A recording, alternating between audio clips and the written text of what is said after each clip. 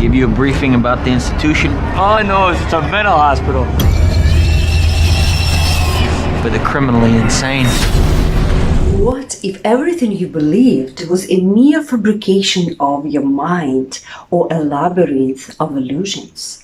The lesson challenge today is unbelievably high, my mystery enthusiasts and English learners. Today we are delving deep into the enigmatic world of Martin Scorsese's mind-bending masterpiece, Shutter Island. You requested this film several times, which makes me truly proud of your English progress, because this choice of yours shows you are getting more and more confident to watch more complex English movies, which means you understand vocabulary and native English speaking much better. What makes Shutter Island truly captivating is the subtle yet deliberate clues scattered throughout the film by director Martin Scorsese. It's as if he's inviting the audience to become detectives themselves, piecing together the puzzle alongside the characters on the screen. This film is definitely designed for rewatching.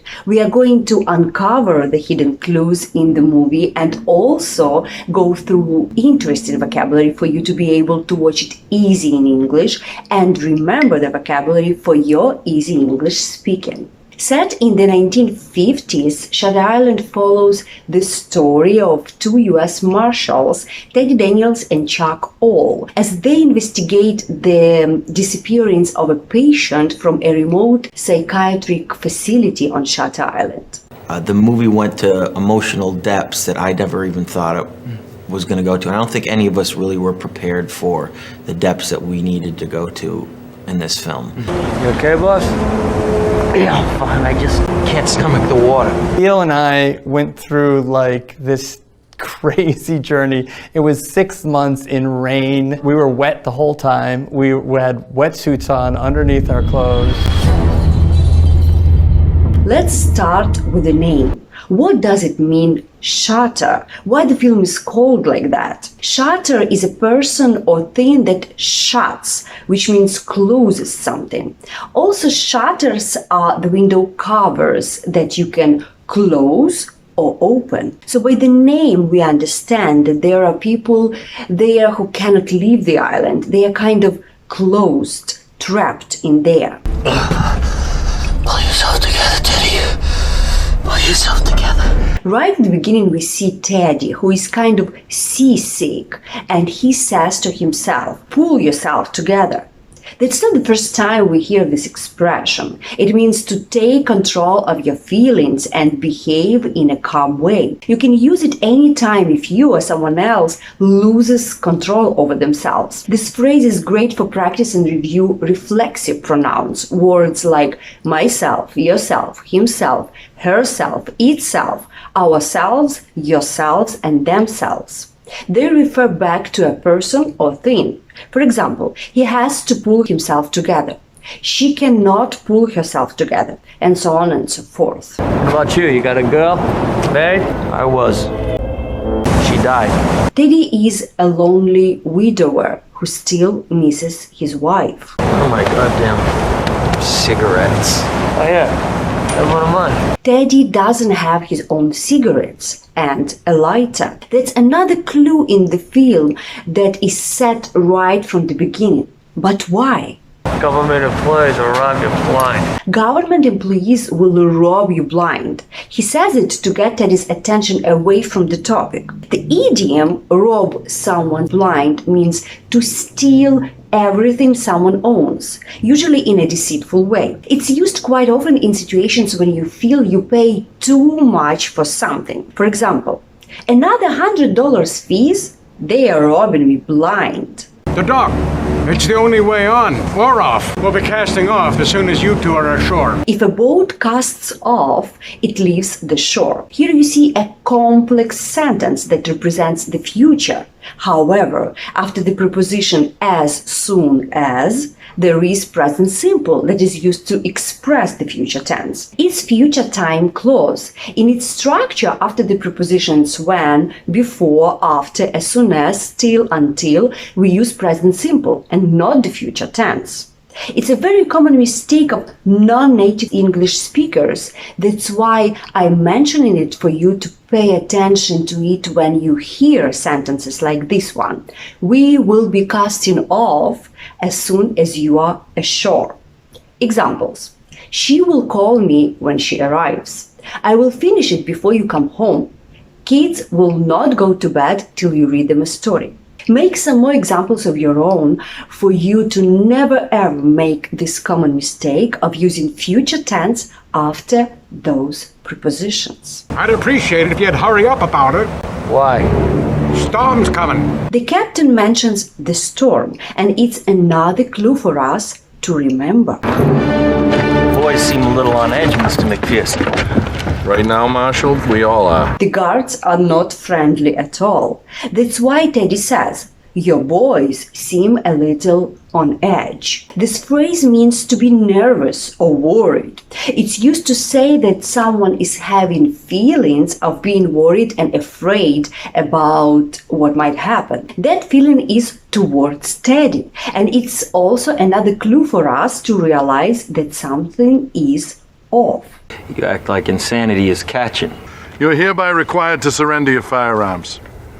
The officer asks them to give away, to surrender their weapons. He says, you hereby required to surrender your firearms. Why he added the word hereby? He could say you are required, and it would be correct. The word hereby means by this statement, by this action, by this law, or as a result of what I'm saying right now. Because earlier he said they must obey the protocol, meaning he asks them because of some regulations or rules. And we see that Chuck doesn't really know how to remove the gun, which is weird because he's a military man. First 5 minutes of the film clearly show us that something is afoot there. From the moment they set foot on the island, the audience is thrust into a world of uncertainty, paranoia, and psychological manipulation. And there is only one question: what for? We drove screws into their brains. So the doctor explains the process of lobotomy, the surgery that was in practice back in 40s and 50s. We submerged them in icy water until they lost consciousness or even drowned. That method was used to treat mentally ill people who were violent and couldn't be treated by other methods. They drove screws in their brains. When you use screws for something, you drive them, not fill in, not put in. You drive the screws. That's why the device for it is called a screwdriver. He explains all that on purpose. He wants him to know what the patients are going through. But why he wants him to know that? Rachel Solando. She killed all 3 of her children. She drowned them in the lake behind her house. The woman they are searching for still believes they are alive and behaves like she's at home, which brings back some Teddy's memories and makes him feel sick. You don't happen to have an aspirin, do you? Prone to headaches, Marshal. Sometimes. And the doctor happens to have the medicine right there for him. He asks, prone to headaches? Prone to something, a phrase, level C2, to have a tendency to be affected by something bad, such as damage or an illness. To sustain the delusion that her children never died, she's created an elaborate fictional structure. Sustain, level C2, to continue or maintain something for a period of time. And she gives us all parts to play in that fiction. As they search the missing patient's room, Teddy finds her note with another clue. Who is 67? Think it's just random scribblings? Oh, no, not at all. Rachel's smart. Brilliant, in fact. You think it's just a random scribbling? Both words are level C1. Random means not to be chosen, but done by chance. Scribbling is a writing or drawing made quickly and carelessly. Yes, Dr. Sheehan led the discussion, the psychiatrist who directly oversees her care. During the staff questioning, one of the workers mentions Dr. Sheehan, who's been overseeing Rachel's care, the missing woman. Oversee is to watch something to make sure it's done correctly. As the worker mentions the doctor, she constantly glances at Chuck, Teddy's assistant, kind of seeking his reaction or approval or something. Soda and ice, please. Thanks. Oh, you don't indulge in alcohol? After the questioning, Teddy and Chuck are invited to meet another doctor who also behaves very suspicious. Isn't it common for men in your profession to imbibe? And yours? I'm sorry?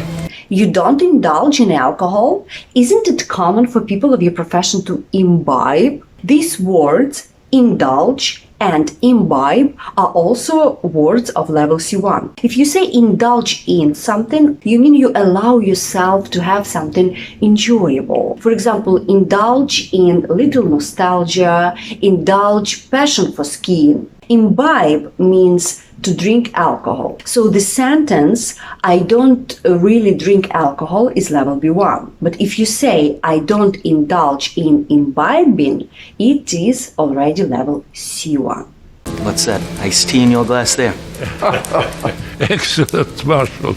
We see that Teddy is smart and witty. You have outstanding defense mechanisms. You must be quite adept at interrogations. You must be quite adept at interrogations. To be adept at something is a phrase that means having a natural ability to do something that needs skills, kind of have a natural talent. Interrogation, level C1, a process of asking someone a lot of questions for a long time to get information, sometimes using threats or violence. So now we have the full picture of who Teddy is. A former army soldier, a military man, a grieving lonely husband who is very smart. I found a whole stack of these, Teddy. Jesus, are you ever sober anymore? Sober, level C2, not drunk or affected by alcohol. Killed a lot of people in the war. Is that why you drink? In his dreams, he sees his wife. She says, "Are you any sober anymore?" So he used to drink a lot. What is the reason he doesn't drink now? Rachel Solando was on a combination of drugs meant to keep her from becoming violent. But it was only intermittently effective. Intermittently, level C1, in a way that does not happen continuously, stops and starts often and for short periods. The greatest obstacle to her recovery was her refusal to face what she had done. Obstacle, level C1, something that blocks your way so that movement or progress is prevented or hard to achieve. That is a very important explanation of the whole movie, why the patient could not recover. The pills can keep a person calm and help relax, but they wouldn't help bring back her sanity and clear mind because the patient refused to face her own actions. So the doctors have to find a way to help the patients accept the reality and accept who they are. What's he like? He's not hard on the eyes, as my mother would say. They are questioning patients. As soon as Teddy asks about that Dr. Sheehan, the patient looks at Chuck the same way like one of the staff did. She says he's not hard on the eyes. It's a compliment. You can also say easy on the eye. It means he's good looking, attractive, and handsome. But if someone says hard on the eyes, it means ugly. Look what happens when she asks for a glass of water. Thank you, Marshal. Why there was no glass in her hands when she was drinking? Was it an illusion, hallucination, or she did it on purpose? We'll find out in the end. Meantime, write in the comments your ideas. Help us out why Scorsese showed it to us that way. And how exactly fighting the commies from an island? By conducting experiments on the mind. Conduct, level B2, to organize and perform a particular activity. And you think that's going on here? I'm gonna get the proof, and I'm gonna blow the lid off this place. So Teddy believes that this mental institution, asylum, conducts mental experiments. So he wants to find the proof and blow the lid off that place. Blow the lid off something is the idiom that means to reveal the truth, to make a secret public. For example, blow the lid off the story, blow the lid off the investigation, blow the lid off corruption. There are a total of, 66 patients at this facility? That is correct, yes. Well, it seems to me Rachel Solando is suggesting that you have a 67th patient, Doctor. From the ominous storm clouds looming over the island to the recurring motif of water, each element serves as a breadcrumb, leading us closer to the truth. But perhaps the most significant clue lies in the very fabric of Teddy's identity. This is a game. All of this is for you. Throughout the film, Teddy is haunted by the memories of his wife's tragic death in a fire, as he claims, set by Andrew Ladis, a patient at the asylum. However, as the story unfolds, cracks begin to appear in Teddy's reality, leading us to question the validity of his memories. Was his wife really killed in the fire? The line between truth and illusion becomes increasingly blurred, leaving both Teddy and the audience questioning what is real and what is merely a figment of the mind. Ever heard of a transorbital lobotomy? Makes the patients much more obedient. It's barbaric, unconscionable. Barbaric, extremely cruel and unpleasant. Unconscionable, morally unacceptable. Dr. Solando, she told me about the neuroleptics. I don't doubt it, considering she's not real. And now we come to the film's chilling conclusion, a twist that leaves viewers reeling in shock and awe. You've been here for 2 years, a patient of this institution. The ending of Shutter Island is open to interpretation with multiple layers of meaning. Patient is highly intelligent, highly delusional, decorated Army veteran, a former U.S. Marshal, known proclivity for violence. Proclivity, level C2, the fact that someone likes something or likes to do something, especially something considered morally wrong. Bullshit. Your crime is terrible, one you can't forgive yourself for, so you invented another self. So the doctor doesn't want him to get lobotomized. That's why he has conducted the experiment in which everyone plays in Teddy's delusional world to make him realize the real truth and accept who he is. It means Rachel Solando, the patient who escaped, is his prototype. The 67th patient is him, and his real name is Andrew Ladis, the one who killed his wife because he used to drink a lot and ignored the fact his wife was mentally ill and couldn't forgive himself that after she drowned their 3 kids. Who are you? Tell me. I've been your primary psychiatrist for the last 2 years. I'm Lester Sheehan. Now we understand that the water and the storm were illusions because they bring back his mental disorder. That's why the patient didn't have a glass in her hand when she was drinking. We understand all those looks from the staff and the patients when they were talking about the missing patient, Rachel, and her psychiatrist, Dr. Sheehan, who, as being a doctor, didn't know how to handle the gun. That's why he struggled to even take it out. We understand why the guards were not friendly at all, because Andrew used to fight and beat them. And because Andrew was actually a patient in there, he was not allowed to have his own cigarettes and matches especially. If we fail with you, then everything that we've tried to do here will be discredited, everything. Discredit, level B2, to cause people to stop respecting someone or believing in an idea or person. And right now, it all comes down to you. It all comes down to you. It's a phrase of level C2. If a situation or decision comes down to something or someone, that is the thing or a person that influences it most. For example, it all comes down to money in the end. So the doctor means Andrew is the one who can change the situation. He is the most important part. Why did you make them up? Because I can't take knowing that Dolores killed our children. So Andrew finally has come back to reality and accepted who he really is. We broke through once before, 9 months ago, and then you regressed. Regress is opposite to progress, means to return to a previous or worse state, condition, or way of behaving. If he regressed once, will he regress again? Gotta get off this rock, Chuck. Looks like he did. He regressed again. And we see that sad and inevitable look on Doctor's face, which means the experiment was made for nothing. Andrew has to be lobotomized. But has he regressed for real? Which would be worse, to live as a monster or to die as a good man?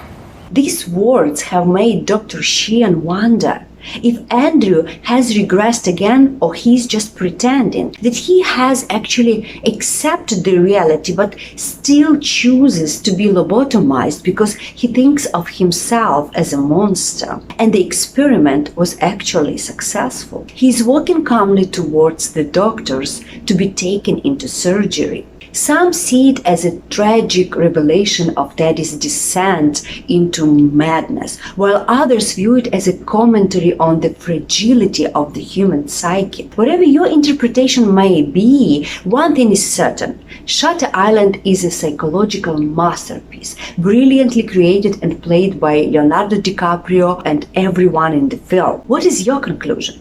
Write in the comments your thoughts. For your listening practice, there is a podcast about the movie that consists of vocabulary level C1. Hit me the like and see you next Thursday for another lesson. Until then, remember, not everything is as it seems.